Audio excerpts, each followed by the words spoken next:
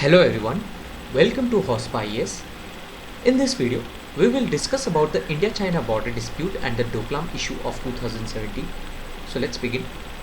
Now, to start with the India-China border dispute, it has been classified into three sectors: the western sector, the middle sector and the eastern sector.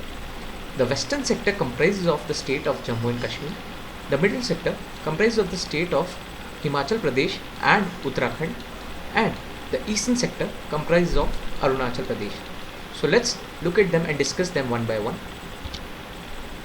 To start with the western sector boundary is of length of approximately 2150 kilometers. Now this is a dispute over boundary line that separates the Jammu and Kashmir from the Xinjiang province of China. Now the dispute started due to two different boundary commissions that were set up during British times. Now the first boundary commission in 1865 proposed the Johnson Line, which kept the Aksai Chin area under Jammu and Kashmir and was under India's control. In the similar manner, another boundary commission in 1893 was established, which made the McDonald Line and placed the Aksai Chin area under Chinese control. So the border tensions started, and there were a lot of boundary incursions from both the army personnel and soldiers from both the nations. And to reach the consensus, a line of actual control was established, which separates the Indian areas of Jammu and Kashmir from Aksai Chin, and it is very much concurrent with the Chinese Aksai Chin claim line. So let's look at this figure. As you can see, this dark blue line is the Johnson Line, which kept the Aksai Chin area under India's control. Now this is the McDonald Line, which was formed in 1893, which kept the Aksai Chin under China's control. So dispute started, and this here is the line of actual control, which was reached after consensus from both the sides. Yet there are no clear demarcation of boundary because of the geographical difficulties here, and there are different line of perception by both the countries. As you can see, this red line here is the Chinese perception of line of actual control, and this is the Indian perception. So there are normal soldier patrollings and incursion from both the sides, which keeps the tensions heated.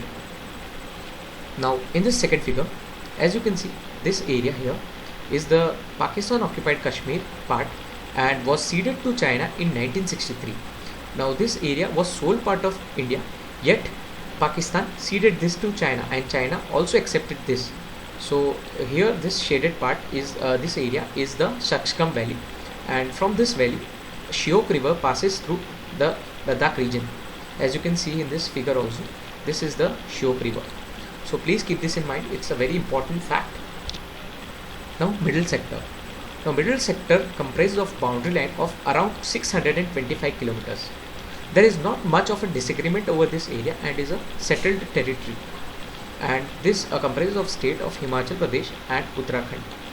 There are normal boundary incursions by soldiers and army personnel to accrue attention from international media over disputed areas. Eastern sector. Now eastern sector is around 1140 km. The boundary line is also known as the McMahon Line, which was formed in the Shimla Conference of 1914.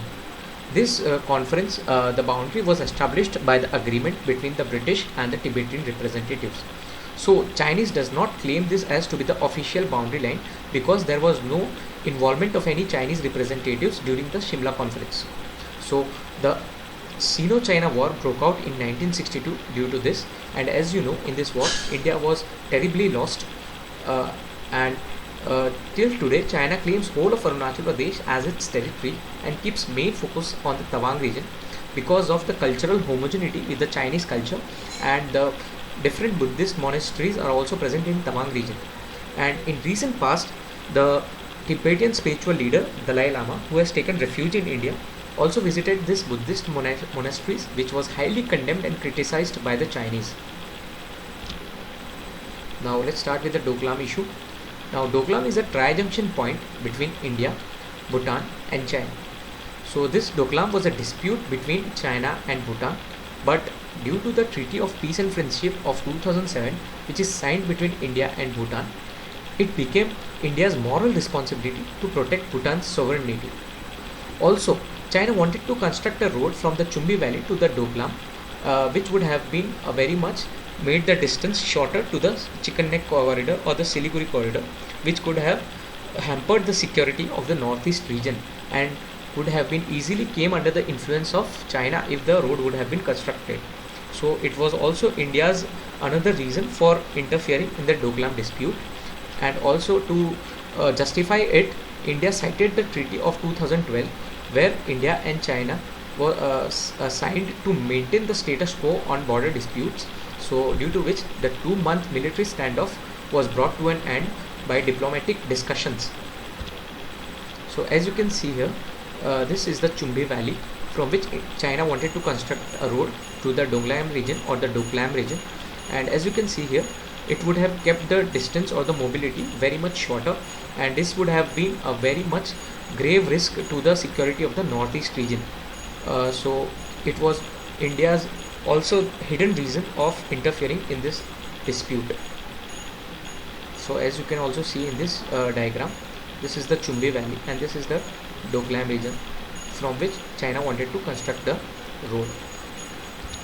So this concludes our discussion on the India-China border dispute and the Doklam issue. So these are 2 questions. Please try to answer them. Explain the origin of boundary disputes between India and China.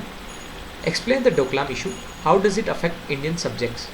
So please try to answer them and please share it with your fellow aspirants. Please like, share and subscribe, and I hope to see you guys in my next video. Goodbye.